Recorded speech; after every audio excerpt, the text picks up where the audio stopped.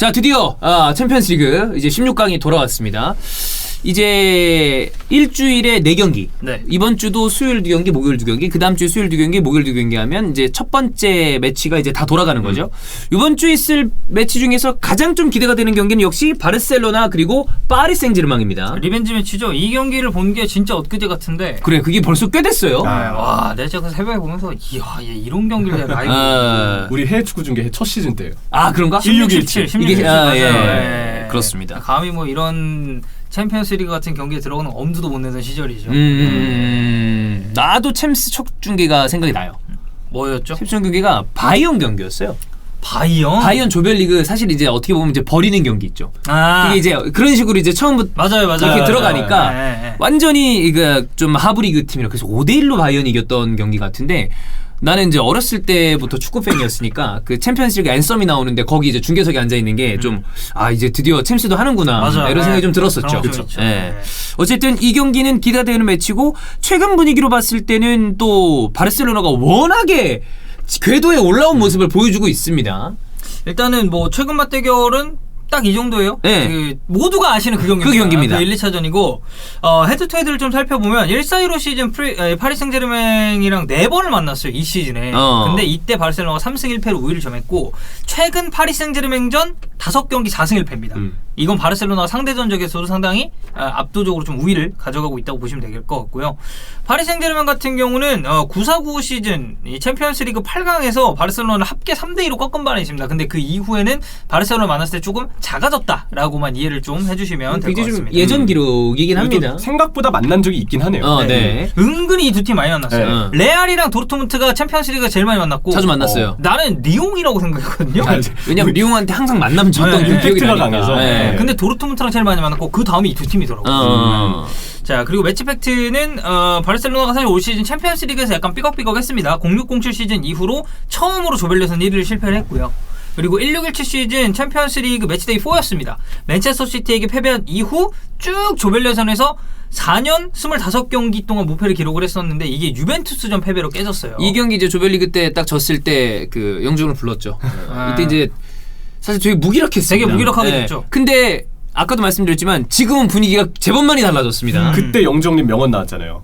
생각 없이 경기하길래 생각 없이 경기길래 생각 없이 맞다. 그래, 맞아요. 많은 분들이 인용하고 그렇습니다. 네. 예. 자, 그리고 06-07 시즌 이후 13시즌 동안 8강에 진출했습니다. 만약에 여기서 8강 또 올라가면 14시즌 연속 8강 진출이에요. 근데 이제 발베르데 때도 그렇고 이 이후를 바라죠. 맞아요. 바르셀로나는 여기서 멈추면 그 시즌은 챔피언스리그 실패입니다. 실패죠. 네, 실패한 시즌이죠. 예. 자, 파리 생제르맹 보면 9시즌 연속 챔피언스리그 토너먼트 스테이지에 진출을 했어요. 03-04, 11-12 이 리옹이 기록했었던 것과 타이 기록이라고 하고요. 8년 전에 발렌시아와의 맞대결 승리가 이 챔스 토너먼트 라운드 스페인 원정에서 거둔 유일한 승리입니다. 그러니까 스페인 원정길에서 기록이 좋지가 않네요. 대부분의 팀들이 좀 어려워하죠. 맞아요. 근데 뭐 원정이라는 특수성 자체가 사실 좀 부담스러운 건 분명히 있으니까. 여러분들이 이제 그거 저희가 원래 챔피언스리그 프리뷰는 시뮬레이션이랑 같이 하는데, 이번 시즌은 이제 8강부터 저희가 진행을 하기로 했습니다. 16강전은 이런 식으로 프리뷰로 가고 8강 때부터 위닝 피파 돌려서 실제로 우리가 이거 거의 다 반대로 나오거든요. 네. 네. 과학이죠, 과학. 그래서 16강은 이번엔 그냥 한번 보고 8강부터 진행을 하겠습니다. 네. 자, 그 얘기해도 되죠? 이거 파리팬. 그럼요. 하셨다고. 계속 이어가시는 얘기하세요. 거예요? 예. 네. 아니, 그 뭘 끊습니까? 네? 뭘 끊어요? 아니, 그냥 살짝 끊고 가야 되나 싶어서. 왜 끊죠? 끊기고 싶나요? 그래도 아직은 저에게 말을 잘 걸어주시기 예, 예. 챔스 들어가시는데 잘하셔야죠. 치고 깜빡 가도 되나요? 이건 끊고 가야겠다. 네네네. 그 파리 팬분이 영국에서 유학하시는 분이 저희 보내주셨어요. 그 라이브 때 오시는 분 중에 한 분인데, 파리 생제르맹과 관련해서 자료를 정리해 놓은 게 있다. 잘 써주셨으면 좋겠다. 그래서 너무 감사하죠. 그러면 네. 저희가 받아서 그래서 이 자료에 좀 넣였습니다. 네, 그래서 만약에 여기서 틀린 정보가 있으면 이제 그분을 욕하는. 만약에 파리가 결과가 안 좋아도 그분을 욕하는. 네, 맞습니다. 일단은 부상자를 좀 보면 양 팀이 꽤 있습니다. 안수파티 빠졌고 피케 빠졌고, 근데 이제 피케는 좀 애매해요. 지금 훈련에 들어와서 뭐 출전 가능성을 논의한다는 얘기도 좀 있고 브레이스웨이트도 근육 부상으로 일단 출전 불가가 의심된다고는 하는데 나올 수도 있을 것 같고 트위터에 축구가 이렇게 딱 들고 뭐 레디 어쩌고저쩌고 막 올렸어요. 글을. 본인이 나올 수도 있다 이렇게 생각을 하는지도 모르겠습니다. 네, 제가 후티도 빠져 있고 아라후 같은 경우도 이게 발목 부상 당하면서 3월이나 돼야 돌아온다라는 얘기가 처음에 있었습니다. 근데 그 아스의 하비 미겔이라는 기자가 아라우 파리 생제르맹전 지금 뛰고 싶어 한다. 그래서 이게 제 원문 영어를 읽어봤을 때 자신의 발목 부위에 뭔가를 좀 스며들게 할, 그러니까 기꺼이 스며들게 할 것이다라는 뭐 그런 표현을 썼더라고요. 근데 네. 이게 그냥 추측해 보건데 만약에 한 경기 뛰고 나서 부상자 명단에 오를 거면 이거는 진통제일 가능성이 좀 그렇죠. 있거든요. 그러니까 조금 강행을 하겠다라는 종류의 어떤 의지를 보여주는 건지 뭐 명확하지 않습니다. 우리 FM에서도 보면 진통제 처방 뒤 있죠. 며칠 다음 이후 경기 있잖아요. 그죠. 그거인 것 같아요. 제가 봤을 때. 그리고 세르지 로베르토까지도 지금 허벅지 부상으로 빠져 있습니다.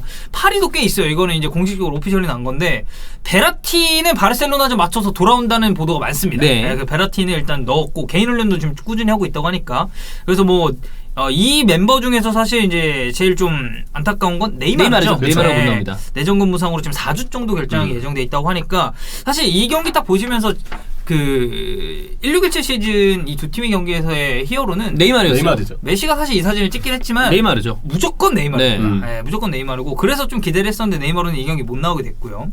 그래서 뭐 디마리아 역시도 지금 우측 허벅지에 좀 부상이 있고 베르나트도 지금 무릎 부상으로 재활 중이다. 여기까지만 봐주시면 될 것 같습니다. 부상자들이 양 팀에 네. 좀 많습니다. 아무래도 이런 경기를 보는 팬 입장에서는 최상의 전력으로 맞붙기를 바라는데 부상자들이 많아요. 근데 이게 최근에 부상당한 것들이 아니라 다 이제 좀 오래된 부상들도 맞아요. 있고, 얽히고 예. 뭐 얹혀 있고 이런 경우가 좀 많아요.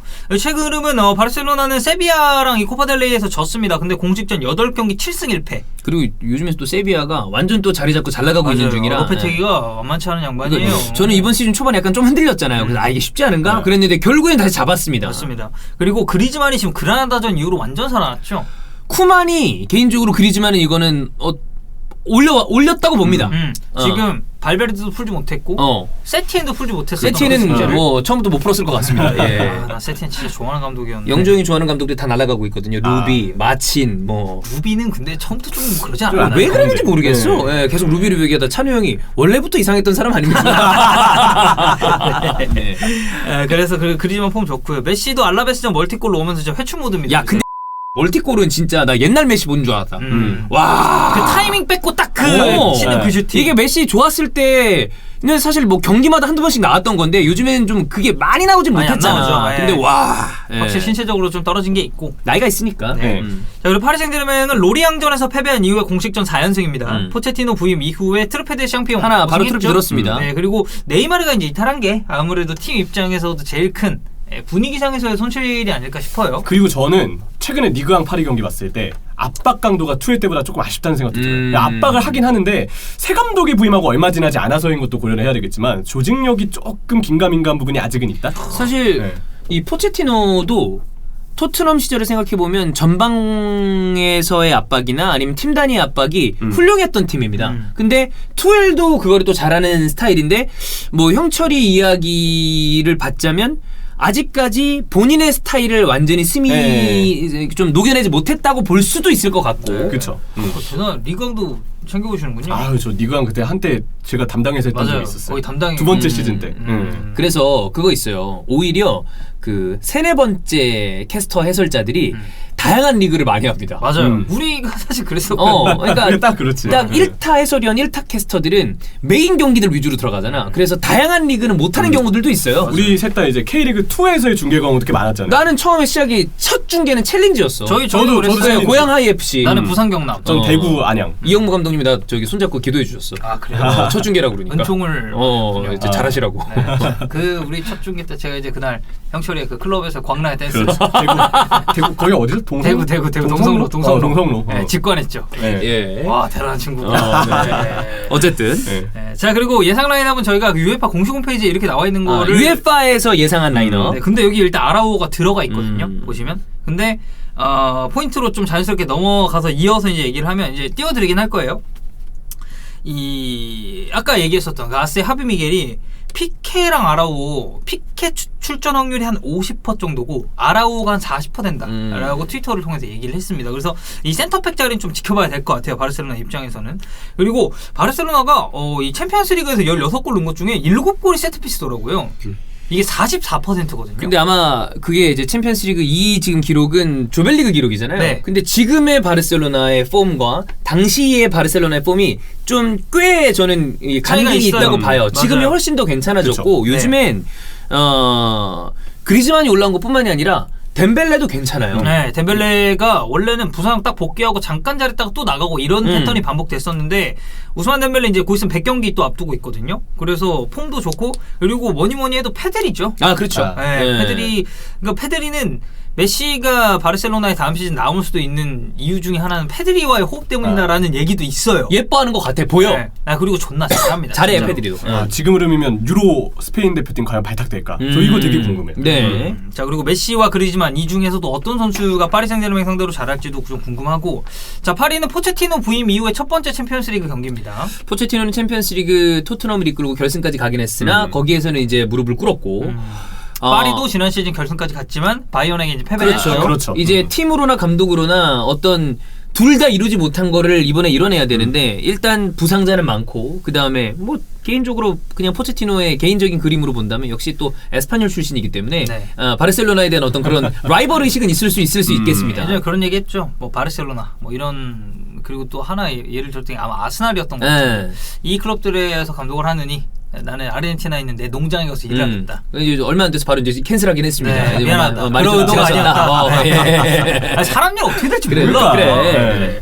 자 그리고 이제 우리 보내주신 팬분이 말씀하시기를 지금 네이마르가 빠져 있는데 모이세켄이 정말 슈퍼서브다. 진짜 나왔다 하면 잘해주는데 이날 UEFA에서는 모이세켄이 선발로 나올 거라고 예상을 했거든요. 그래서 모이세켄 좀 지켜보시는 거 좋을 것 같고 포체티노 부임 이후에 이카르디와 은바페가 좀 굉장히 상승기를 타고 있다는 말씀도 같이 해주셨습니다. 그래서 공격진의 폼이 상당히 좋은 두 팀이에요. 이렇게 단적으로만 비교를 해봤을 때도. 그래서 이 경기는 아무래도 화력과 화력의 대결로 좀 갈 가능성이. 근데 수비보다는 저는 바르셀로나 쪽이 약간 더 있다고 봅니다. 근데 저는 여기에 하나 더 추가하고 싶은 게 좋아요.